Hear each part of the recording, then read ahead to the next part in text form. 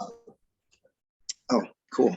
Um, and my dad was an engineer working, and they met at a Haitian Americans. Well, I'm Haitian American, but they were born in Haiti, met in Brooklyn. We're living in East Orange, and just we moved to Brooklyn, and then I moved back to West Orange in '71 at a time when West Orange was not diverse at all. We were only one of 4 Black families out of 200 households up on next to the border of Livingston off Pleasant Valley Way. And we grew up Catholic. So Haitians and Catholics, it was Catholic school for 12 years, all boys high school. I remember just around the whole time, like my whole faith and religion, I didn't really think about it because it was just like something that you did. It was just ingrained in your head. You just didn't think about it. You went to church every Sunday and you went to Catholic school and da-da-da-da-da. It wasn't until I got to college, I got a chance to make up my own mind, where I kind of realized like I didn't really vibe with the Catholic and faith, mostly because for general reasons and then personal reasons. One of my students at my high school, I found out later, the principal went to jail. He was molested, and that really turned me off to the whole thing. So when I got to college, I was kind of ambiguous. Like most things, I was dating a girl who was atheist, so I thought I'd flirt with that. And then I was like, no, I really believe in God in some respect. So I kind of went through this religious wilderness for a while, and then I joined this church in New York City, the International Church of Christ, ICOC.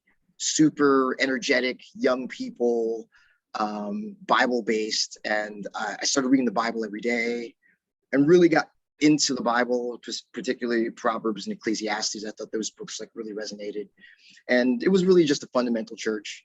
I met my wife Sally there, had my oldest son in the church, and then realized that just like, unfortunately, like most well-intentioned religious organizations, some financial impropriety, et cetera, and we left that church. Kind of wandered in the wilderness for a while, and then one of my neighbors invited me to the UU in Montclair. And I was just kind of like, as a Catholic, it's like, UU, it's a bit crunchy for me, what I'm saying? Like, first of all, are there any Black people, I'm saying, not that that's a thing, because I went to a Catholic church with all white people, but so I went and I kind of dipped my toes, and it was just so weird, just coming from a Catholic background, which was so rigid, to coming to a place where I was sitting in a pew with somebody who came from a Jewish background, and right next to them, someone who didn't believe in God at all, and somebody who was like Buddhist. I was just like, okay.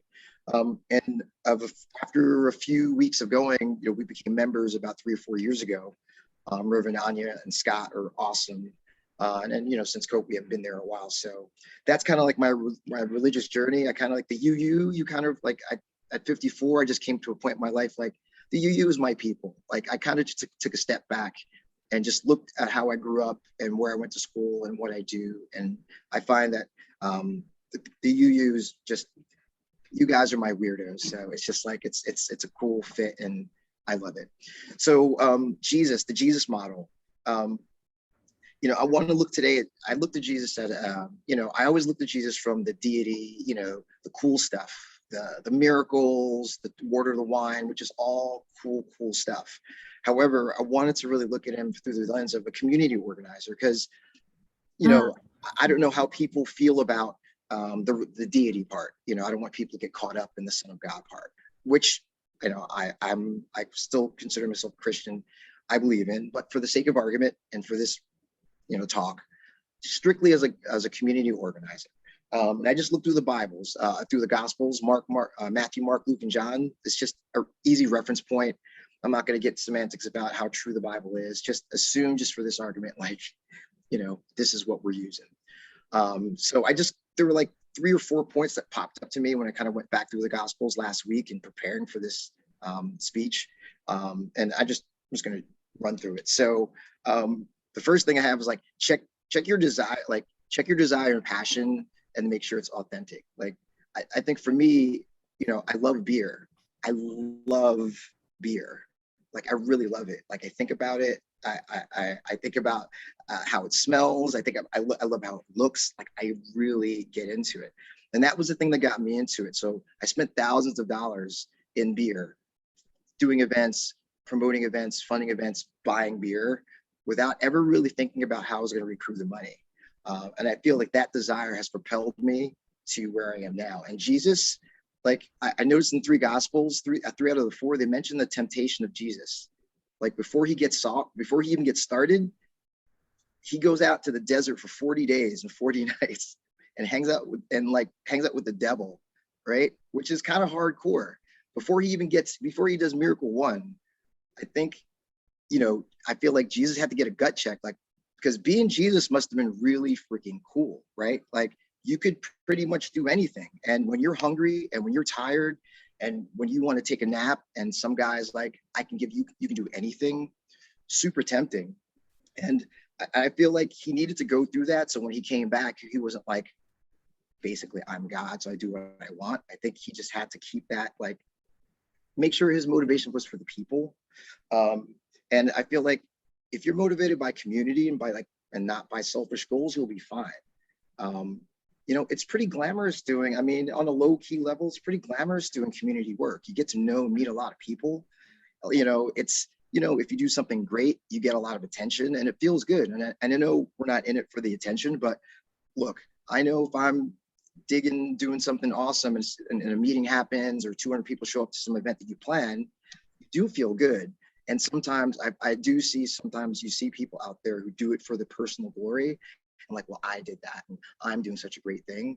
And I don't really think that's not what it's all about. Because I think once you get on that path, the people get left behind. And in the world of Instagram and self-promotion, like that's something like I feel like you got to really be guarded about. And then the second thing that really popped up in my mind when I read through the Gospels was, you can't do it alone. Like you can't do whatever great things by yourself. And I think when I think about who Jesus was, he could have done it alone. He didn't need 12 dudes. Like he's the Son of God. It's like, you mean you can't make people do what you want? Like if I was Jesus, I'd be like, oh, I'm not gonna die on the cross. I'm just gonna drink this water and you'll automatically like become Christians. Like I would just make it easy if that was me. Jesus had to, like, I felt like finding allies. And again, if you're to take the gospel for his word, the guy is perfect. He found 12 imperfect allies to work with. He actually sought out imperfect allies to spread his message. I thought that was really like, wow, I would never, it's counterintuitive. But again, like the community involvement, it works. He got like tax collector guys. He got like fisherman guys. He got like a random mix of people. Finding like-minded people is number one. And I think what package they come in is like not really the issue. However, I do think the package does matter. So people talk about diversity all the time. I mean, Jesus's first ministry were what? Prostitutes and tax collectors. Not the cream of the crop type people that you're looking to start, a booming ministry. You know what I'm saying? His crew were like fishermen. The Bible talked about them being uneducated, like ordinary uneducated dudes, just guys out there fishing. They don't really know anything about like speaking. That's your crew. But he knew he needed, like, you need those people. That's community, because that's what society is. That's what it is. It's not like this nice, neat. I live in West Orange. Everybody's lawn is really nice. Everybody's got like back, you see the house wars of, I've got this, and it's really nice and neat, but that's not real life. Real life is, a mix of different people of different, segments of life, different socioeconomic backgrounds. That's what I see as community. Yeah, you have your neighborhood, but community is working with people who are not like you and actually seeking them out.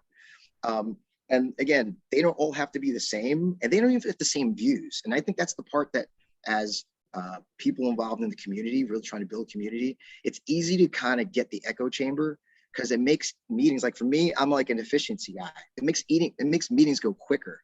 Like if everybody's on the same page, I can just get through my stuff quicker, as opposed to Jesus having like a fisherman guy and like, a tax collector guy. And those arguments were like, going on. But I'm sure out of that, they came to like, you know what I'm saying? Like you need that to build consensus. People need to feel included in the process. And, and there's one thing to have, and this is what I hated about working in charter schools. I'm not going down that tangent, but, they want Black faces, but not Black voices, right? So you want people to, I've seen situations where you have the all-star, like United Nations team, but it's still one message. And that message is usually monotone. And that's not the answer either. It's really about finding people who are different, have the same goal. Like we're all trying to do this great thing for the community, but how do we get there? Again, my brew council group, it was literally just, I was out there by myself for a while, just doing my own beer research. And then I just literally went to a beer tasting in Montclair and met two guys across from me who sat across from me who were home brewers. And I just like, you know what?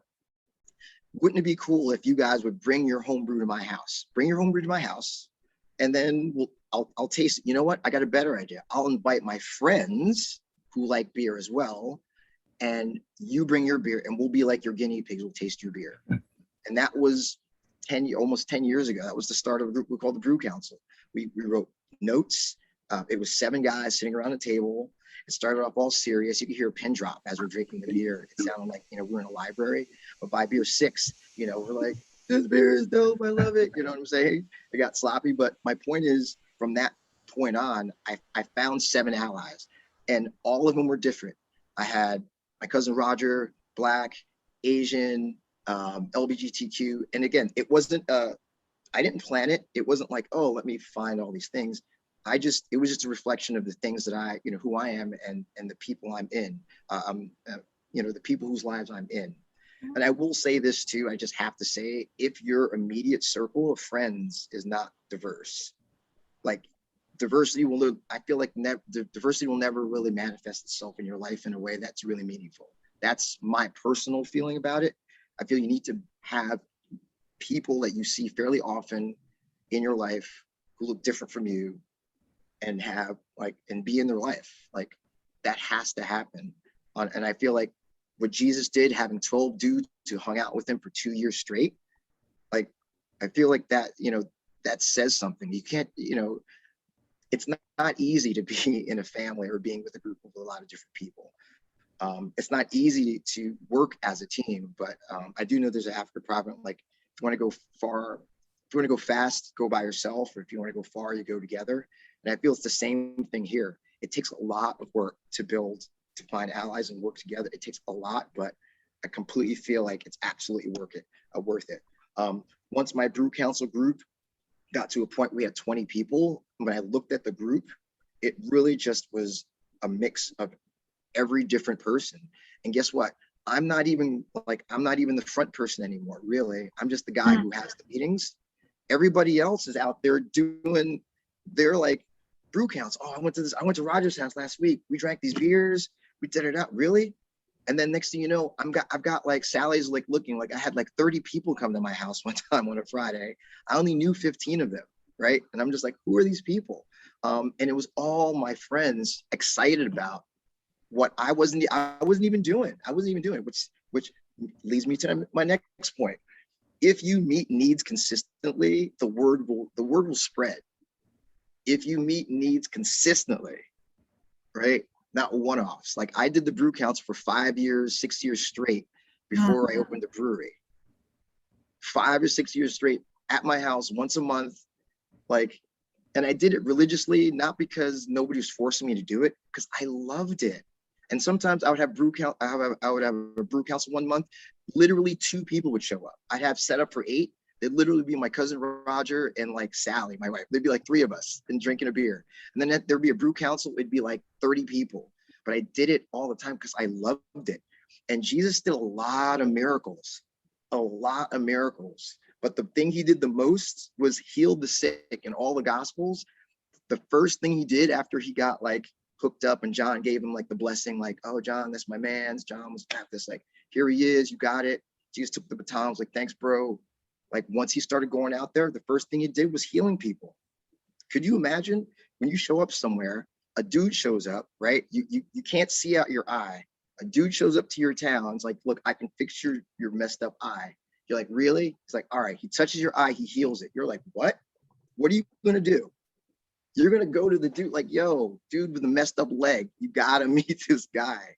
He's out here healing people. You're like, what? Heal, boom. He's consistently meeting needs. He's not out here like, I'm going to heal these 5 people and I'm not going to heal people for like another 2 weeks. Says, man, I'm really booked up because I got like, Sermon on the Mount coming, I got a lot happening, like he didn't, you know what I'm saying? He just met needs all the time. When you got sick, I mean, we take sickness for granted. Back then when you got sick, like, it wasn't like you didn't go to, there was no CVS, right? Like if you got like a boil or whatever, or if you got cut and it got like infected, like, there was medicine, but it was kind of rough. And I think Jesus walking in just like, look, these people won't even be able to hear me unless I start to heal. If I meet their needs, then they'll be open to my message. And I think for us, like, that's got to be central to what we do. Like, we just have to meet needs. I was meeting needs for all the bored suburban dads who are at their house, like me. I had 2 young kids. I can't be on the streets. I didn't want to be on the streets, but I can't be in a club, bars. I can't. I got 2 young kids and I don't want to. I want to be around the house, right? What are we doing? You know what? I'll bring all the cool beer to my house. You can walk to my house or drive close by, and I'll bring the beer to you, and we'll geek out about it. And I'll bring in other experts from outside the beer community to my house to drink this beer, and they'll talk to us about this beer. And my wife will make some food. They're like, what? Like, who doesn't want to do that? It wasn't a hard sell, and it was easy for the wives too. Where are you going? Are you going to Roger's house? Oh, well, I was on the PTA, whatever. Like, I was one of those acceptable dads, right? You ever got friends like those dads, like you can't hang out with those dads. I was with dads like, you can hang out with Roger. He's going to be all right. He's not going to lead you down, down the path of singles, raining, whatever, right? So it was easy. Oh, all right. I even had wives like Sally's, while the husbands were drinking beer at the fire pit, like doing a brew council, the wives were upstairs doing whatever. But I was just meeting a need of building. People needed community. We're talking about our kids. We're talking about town politics. We're talking about X, Y, and Z. And he, that's the reason why it became popular. I'm not saying popularity determines whether it's good or not, but I'm just saying it helps. And Jesus, when he came through, he wasn't looking for like, hey, I'm gonna do these, I'm gonna heal you guys, but then afterwards, I'm gonna ask you guys to give me $5 per week to make sure.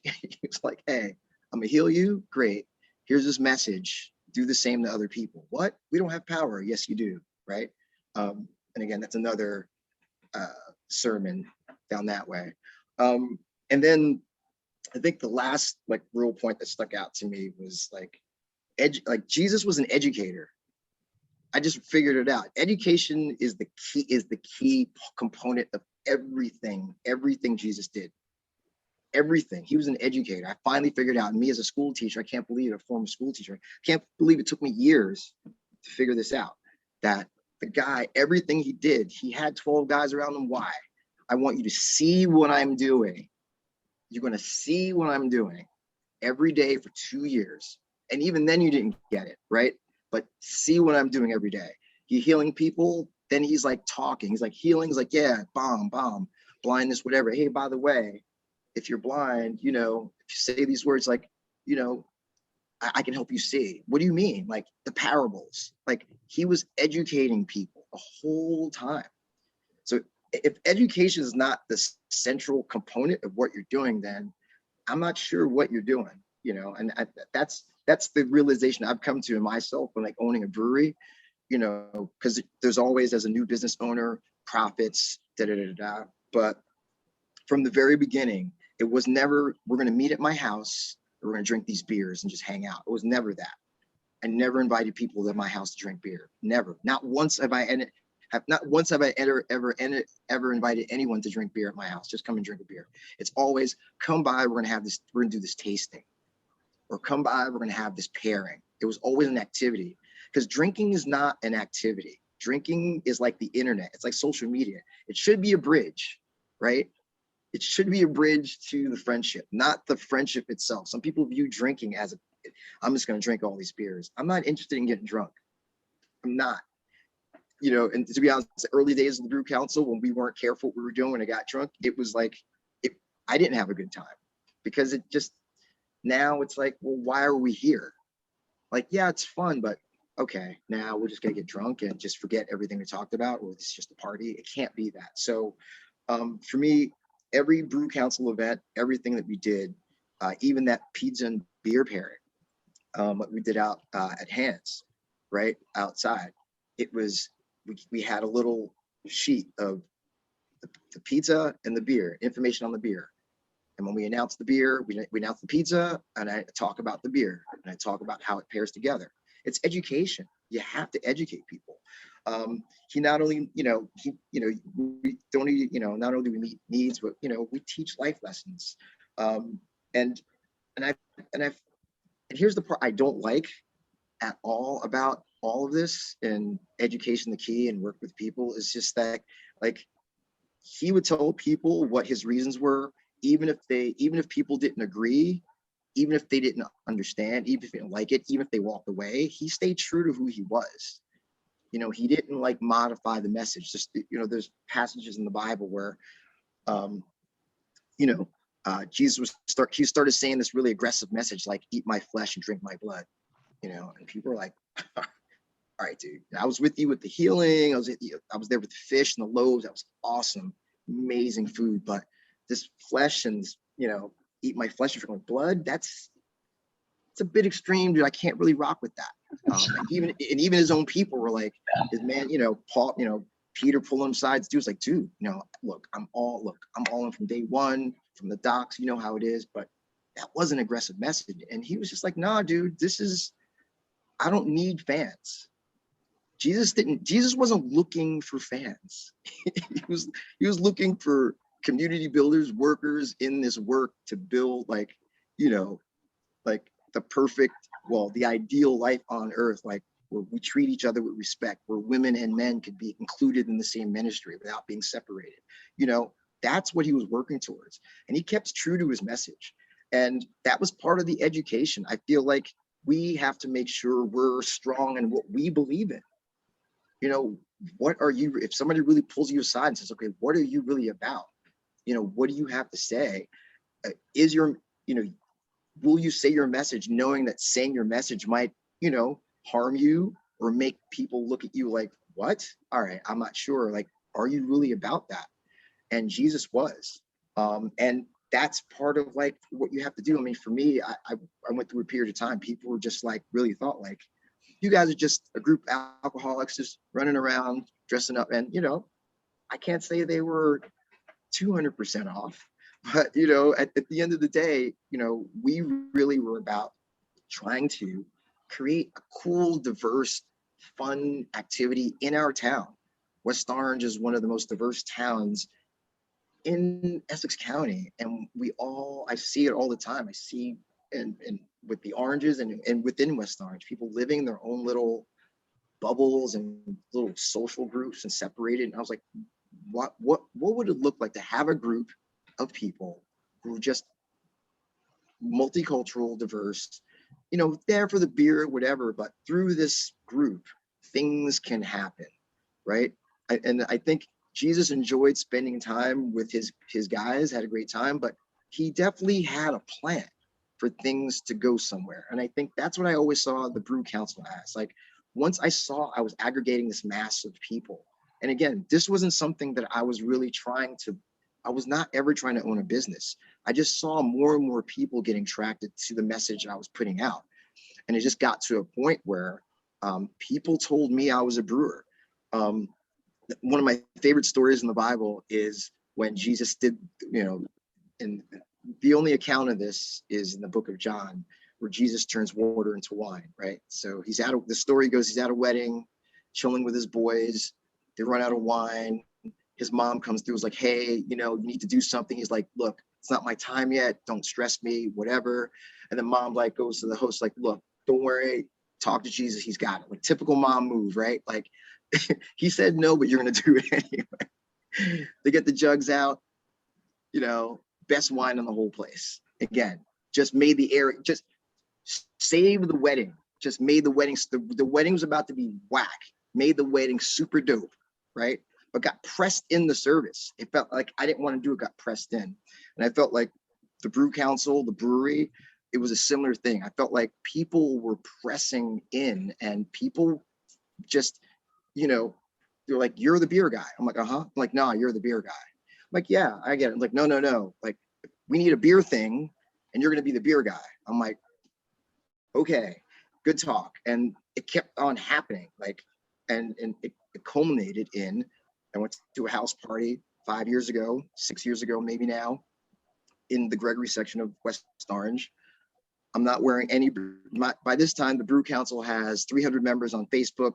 We've done a few events. We did the pizza and beer thing at Hands, which created, like, that's how we got in touch with Pat Morrissey, and that, it just exploded from there. So after this is all, so I walk into this party, I see a person, looks at me, don't know this person, says, Brew Council, right? I'm like, yeah, how do you know? Oh, my husband, da-da-da. I'm like, all right. It's like, do you guys brew beer? I'm like, no, we don't brew beer. Same party, hour later. Hey, Brew Council, do you guys brew beer? No. All right. I'm leaving the party, pass a person. They turn around and say, wait. Brew Council, right? I'm like, yeah. I mean, I wasn't upset, but I was like, hey, yeah, wow, great. And then he's like, but you guys are a brewery, right? I'm like, yeah, we're a brewery, we brew beer. And he was like, oh, that's great, man. Did you guys have a brewery open yet? I'm like, nah. And about an hour later, my business partner, Anthony, walks into the party and he comes to me all kind of panicked, like, what? He's like, somebody's coming up to me and saying, like, they met your business partner, you guys are starting a brewery. Like, people told us we own a brewery at a party because they thought the Brew Council was actually a brewery. That's the only reason why we opened a brewery, is because people thought we had one already. So I just figured I might as well just build one and do it. That's it. I didn't want to own, I had no ambition. I just wanted to drink beer for free. So I say all that to say, like, the passion, the sometimes people press you into something that you don't think you want to do, but you just have to do it because you're the person. Like, you're just the person. And maybe that's that thing that has been staring you in the face the whole time and you're waiting for somebody else to do it. And then when they do it, it's usually what? It's not good, right? It's not as good as what? As you would do it. So I feel like I didn't want to, it's a pain in the neck. I had a young family. I'm a school teacher. I had no money. And people are asking me to do these beer events. People are asking me to write a business plan. People are asking me to go raise money for this. Like, I felt like I was working for other people on my dream. Like, yeah, I wanted to own the brewery, but I didn't really want to own it that bad because it was taking up large chunks of my life. And halfway through, I just was like, we couldn't raise, we were having a hard, we were getting eviscerated in these business meetings. The beer was tasting okay. We couldn't find any funding. And it's just like, what's the use? And I think the only thing that I thought that was my last point. My real last point, and it's the perfect segue, is dopeness has a price. Like, dopeness has a price. Like, look, every person that Jesus healed, and there were a lot of people there. I'm sure when he started preaching his sermon, there were a lot of people like, nah, I don't like that. Or for every person for every sermon that he did, there were people, haters, just like looking at this dude like, how dare this dude be up here? Who is this guy? There were people who who saw him as a threat. Like, what is this guy trying to take our money? This guy trying to take our money? Wait, what is this guy trying to do? Like, the Pharisees, the religious ruling class, were like, this guy's trying to take our bread. He's calling us out, calling us a den of vipers. He's throwing our money stuff in the temple. He came through, messed up our money changing. Like, what's this guy like? You know how you mess with people's money? You're messing with something serious, right? And sometimes you can't be dope because people won't let you too. You got to realize that too. Sometimes you're trying to be dope and the environment is like, we're not going to allow you to be dope around here. And there are towns that Jesus went to where he was trying to heal people. He couldn't heal anybody because the people didn't have faith. People didn't believe who he said he was. Can you imagine you're the son of God and you can't do a miracle because a mortal doesn't believe who you are? Again, if I was Jesus Christ, I think everybody would just be dead. would be like, bang, lightning bolt. Like, how dare you? Like, I would be so disrespected You know who I am? I saw you being built, dude. I will take you back. I'd be reckless. That'd be a character, reckless Jesus, right? But sometimes dope, if people don't believe in who you are and what you do, Jesus even told his people don't listen to the message, shake the dust off the sandals and move. Now, tough to do when that's your neighbor, right? Or that's the guy next door. So I'm not saying you can physically move, but sometimes you just have to work in a space where you're allowed to be your full self. I've been in situations where I've been trying to express myself, trying to help the cause, and it wasn't working because for whatever the reason, my dopeness wasn't working there. Not because good or bad or indifferent. It's just for whatever reason, it was oil and vinegar. And sometimes, and that's okay. Also, you got to understand too, like when you try to be dope, like authorities don't like dopeness, right? Judges, institutions, they don't like dopeness. They feel threatened by dopeness, and they question what how does the dopeness benefit me, right? And this is the price that we pay when we try to do this work, is that we have to rub elbows with parts of society that are not great. We do take lumps, metaphorically and sometimes physically. I know some of you have been involved in protests. Sometimes you do have to take it to the streets and be willing to put life and limb on the line. But that's the price that's the price though. Like you can't have, Michael Jordan, right? You can't have all the rings without the work in the gym. So, I'm willing to pay that price. As a brewery owner, I deal with all kinds of government officials, high-ranking members of the community, self-imposed gatekeepers of whatever culture that comes through my door. And they'll come through and they'll criticize my vision. They'll criticize this. Well, how could you? What this? Why are you doing that? What orange? Really? How are you? Right. Keep it moving. And sometimes it gets really discouraging. I will say that with like being dope all the time or with dopeness, like please make sure like you're spending time to make sure you're recharging your own battery. Jesus went, here's how dope Jesus was. Every day he had to dip off at night to a silent place to be by himself until the people found him the next day. Think about that. Think about every night, because there was no crowd control. You're thinking he had security. He had no security. Jesus had no detail. He had no PR folks. Like he would stay in the town, heal people till it was over, until they stopped getting healed. And then he would dip off into the woods and people had to go find him every day. Because if he didn't do that, he would never get a moment's peace because he was so freaking dope. So I'm saying, make sure that you guys, what you're doing, people, I know a lot of you guys, as soon as you show up into any door, right? Some doors you show up to, as soon as you walk through the threshold, they're like, Doug, perfect. Charlie, oh my gosh, so glad you're here. Molly, oh my God, thank you. You're here. Listen, right? And it's like, oh, I just literally got through okay, what are we doing? So make sure you're taking that time to refresh yourself, whatever it is. I don't care, just be on your own. And because if you don't have that, I didn't have that for a while trying to run this brewery. And for me, I felt like destabilized me because it got me away from what I was really, I started getting resentful for the work that I was doing, which was awesome. But I started not liking it because I was tired. I didn't get a moment to myself.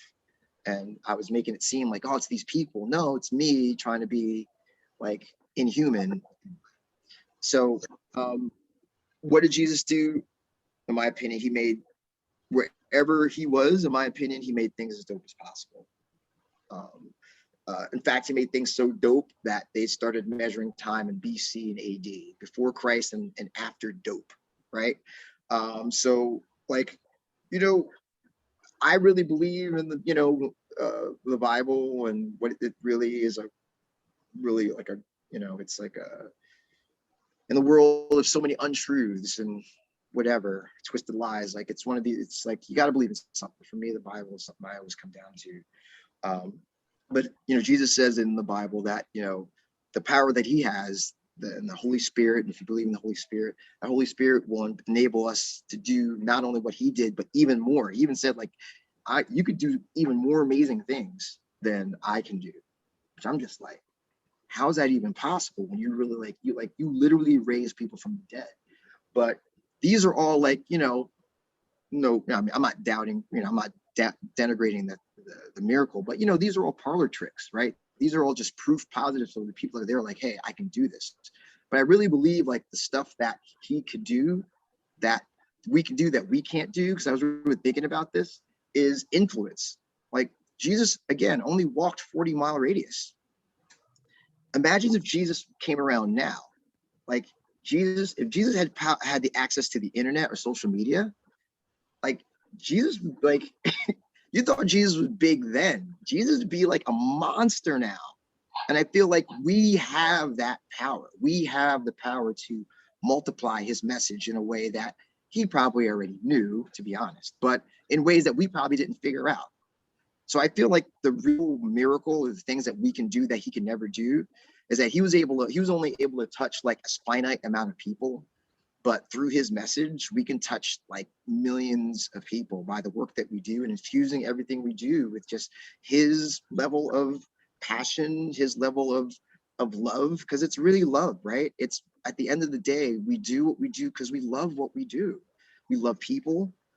We want to see community work. We've seen community work in pockets, and it's just like so amazing, and we want to see that grow, and that's why we do what we do. So yeah, that's really all I kind of had. Yeah, the end. Thank you. Roger. Thanks. Thanks, Roger. Yo. Very informative. Thank you. Really terrific. Thank you. I spent a lot of time thinking about this stuff.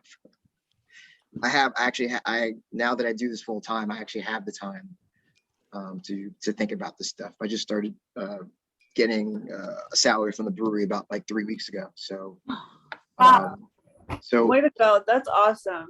Yeah. So full disclosure. So Congratulations. I lost my teaching job, right?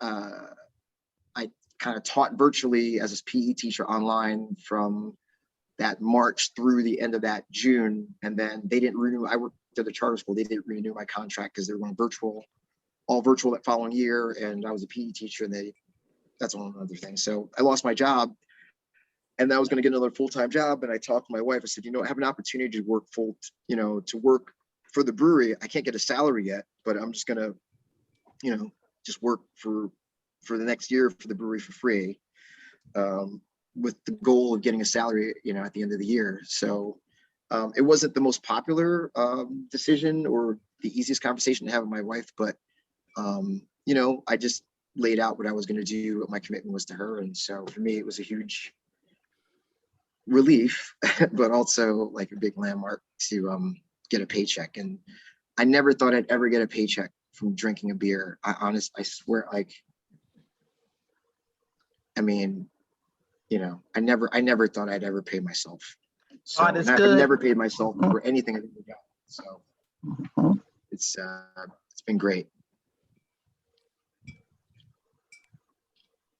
Myrna, you Questions can or anything? introduce yourself because it's kind of dark where you are. Just Oh, that's Myrna, Roger. Myrna, say hi. oh, hey. Oh, Hey, Myrna. hi. Oh, Yeah, I can't see it. I just see anybody there. this time I can hear and I see everybody else clear, so I'm not even worried about me because everybody's Okay, clear. I saw your face a little bit. I Hey, was Myrna. able to listen, see everybody. I don't know what it is. I have so much trouble with this. It's all right. But each time it gets a little better and better and better. True. Yeah, each time. Is that Charlie calling in from France? Yep. Hey, Oh. Charlie. Indeed. Bonsoir. Bonsoir. Bonne nuit. Bonne nuit. Ça va bien? Ouais, ça va, ça va. Mais c'est Wow. super, hein? Thanks, Roger. That's such a great talk, man. I really appreciate your reflections on on the Bible, because as growing up Catholic, I didn't give it the time, and but appreciate your perspectives on it, man. I think those are great things to pull out, and you know, all the baggage that comes with a lot of Catholicism. I think those points you brought out are really what kind of unite a lot of belief people in a lot of places, and really appreciated that conversation the talk you just gave, man. So thank you for that. Thank you, man. Appreciate that.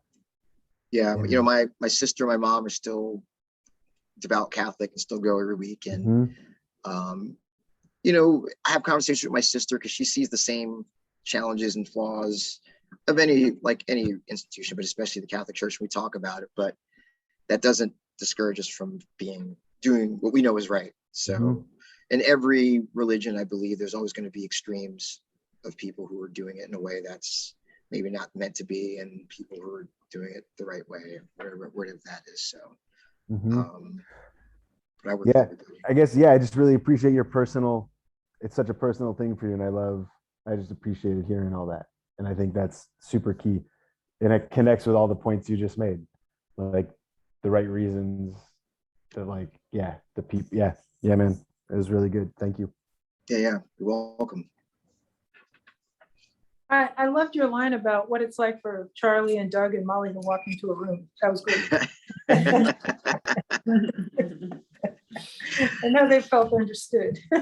Yeah, it's tough. I mean, that's how I feel, you know, wherever, a lot of places I go, it's like, oh, you're here. It's just like, but again, it's, I love comfort as much as the next person, right? Like, everybody loves comfort, and comfort is great, but at the same time, it can never be, I don't know, it's the obsession with everything being smooth, and that's just not how life is. And when I hear people complain about the great stuff that you do, I'm like, well, I mean, yeah, but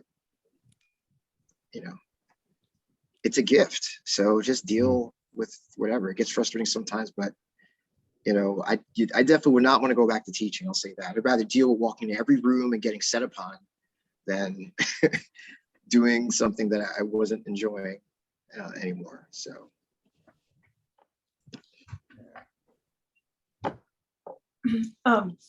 Molly, how about you? What would you like to say to Roger? Oh, that was great to hear. You looked like you had a.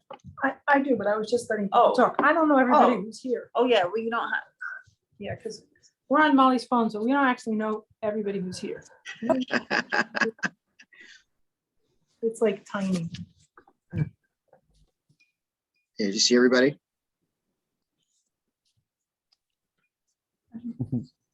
I don't know how to change the view. The phone is so different. It's very, very. I'm Susan. Hey, Susan. Hi. I love your relationship and free explanation and all the kinds of ways you talk about Jesus. Because I'm a Jesus girl, and I do it. I'm very happy with the organizations and all the rules and regulations and all of the other stuff that people tend to make up. I really deeply, deeply feel foundation. I feel it's a foundation for me. I feel it's something that helps me root in the earth. There's an earthiness about it that I really need, and a humanness about it that works for me. And the other thing I want to say is there's so much, when you're with a group of diverse people, there's energy. True. There's energy. It's kind of true. Trying to scramble maybe to figure out how to get along, or I don't know how to do this, or who is this? But there's an energy. There's an energy at trying to communicate, at trying to get that together. And there's so much more, life in an organization that's hooked up with teaching and reaching out. And it's really great to hear that how you connected that your business is grounded in that. And I just feel like it can't help but be successful. Yeah, right. Thank you. So much joy. There's so much yeah. joy in it. Yeah, the human part is key. I mean, this is essentially the core of Jesus. I mean, you know, the Bible talks about the Jesus being, you know, the word in flesh. I mean, you know, people forget the, you know, the Pharisees and the Jewish, the way the Jewish temples working at the time, you know, big temples, you had to you know, only the priests could, you know, offer sacrifices. It was this strict hierarchy. You couldn't pray at the house. You had to go to the temple to pray. That was the only place to go see God. If you didn't get in there, you weren't part of God. That was a big deal. So Jesus came through like, and everything became like the law. Everything became this super bureaucratic setup. And Jesus was like, no, man. And God was like, no, dude, I'm going to make my word in flesh, in human form. Because you Pharisees are reading this law and you're putting these, you're reading the law and you're putting these laws on the people. And you're having these people jump through these hoops of the law. And that's not what the law is there for. The law is just a little template for what's about to happen. It's like training wheels. It's like braces. It's to keep the teeth from not popping out until the law comes, you can start smiling, right? So Jesus came through on some, you don't have to go to the temple. 1, 2, the law that you're talking about is this. Like, what do you mean? The law is me out here touching these lepers. It's bringing these former prostitutes into the fold, the fringe that you've forgotten about. That's where the stuff is. This is not about nice, neat, like this is straight anarchy. I'm going to tell you that you don't need the temple to worship God. I'm going to destabilize your power force from that temple. You can worship God right now. You could be with God right now. And I love that. And that's the human part of Jesus. It's flesh. He touches you. He didn't have to touch. People forget he's Jesus Christ. He could have just done like a Harry Potter, right? Boom. He didn't have to touch anybody. He didn't have to. He chose to be like, I want you to feel, I want to touch your flesh. I want you to feel me. You know, and I feel like that's really powerful. Like everybody he healed, he had a direct contact with. And the energy is that, like when you're in a room with diverse people and you're all learning, like, because when I'm in a room with diverse people, I'm learning something. Because I'm going to say, like, I love, like, it wasn't until I owned the business. I love being in uncomfortable situations. Like I live for the uncomfort. Like I love being uncomfortable. When I'm comfortable, I'm like, what's going on? Like things are not, which I got to really work on. But I love getting to a room of diverse people and I'm waiting for somebody to say the right thing, say the wrong thing, right? I want the wrong thing to happen so somebody could learn, right? I want somebody to say something that wasn't the right thing to say, or that wasn't the most politically correct thing. I want that to happen. I want somebody to be like, oh, wait, what? And I want the explanation because I want to be in an environment where people are checking each other. You know, where I work, I hire a lot of women, a lot of them happen to be Latina. And so when I say things, they're like, you might want to check your privilege. You might want to check. I'm like, what? And I'm like, oh, wow. You know what? Thank you. I didn't see that. No, it's okay. Like, yeah, don't let me roll through. Don't let that go. So that energy is, that's that, I don't know. There's something about that. And then there's also something about being in, you know, it's like I could see why people, I don't like these movies, the Avengers movies. I don't get them, but I could see the attraction. It's like a super team of like all these Avengers all fighting for this dope thing. I kind of view like what you guys are. You guys are like it's a super team. Like I'm in charge of budgets and I'm a community organizer. I'm really good with PowerPoint. You know, it's like whatever, you know, it's like whatever the powers are now, like form of a spreadsheet. But it's a super team working together towards a common goal. And there's an energy to that, right? It's like everybody's like, ooh, like Spider-Man just wrapped them up and, you know, Superman just kicked them out into space. What a great combo. I didn't see that coming. Like, that's what we do it for. So yeah, I love it, as you can see. I can talk about this a lot.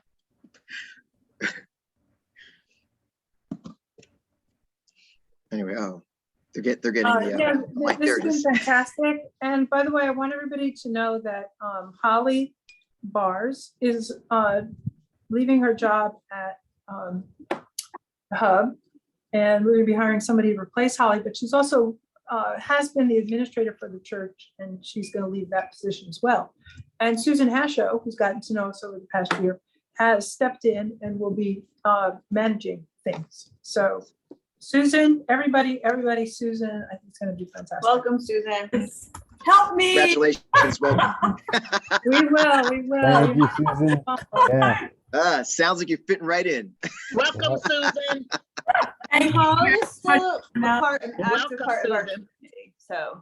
Yeah, Holly had to go to a funeral today, so she couldn't make it, but sent her love. I want to close us out with the verses from King James Version of the Bible from St. James. Faith without works is dead. So what it says is, what does it profit, my brethren, if someone says he has faith but does not have works? Can faith save him?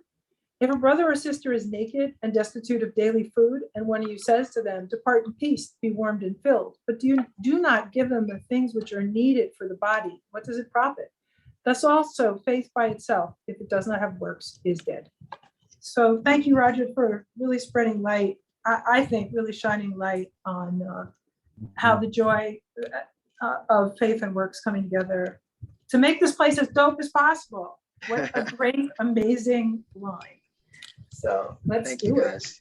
Thank you Let's so do it. much, Roger. Thank you, Roger. guys. Seriously, it's been That was real awesome, pleasure. Roger. Thank you. Thank you, guys. Anyway, Appreciate you, man. Thanks so much. Thank you. thanks. Come hang out with Yeah. us again. We're your local Yes. RNGUs, you know. Yeah. I'm here. Legit. I'm whatever you guys need from me. I'm all in. Thanks, Roger. Thanks, Roger. Bye, Thanks, everybody. guys. Bye. Bye, guys. Thank you. See everybody. Bye. See you. Bye-bye. Bye.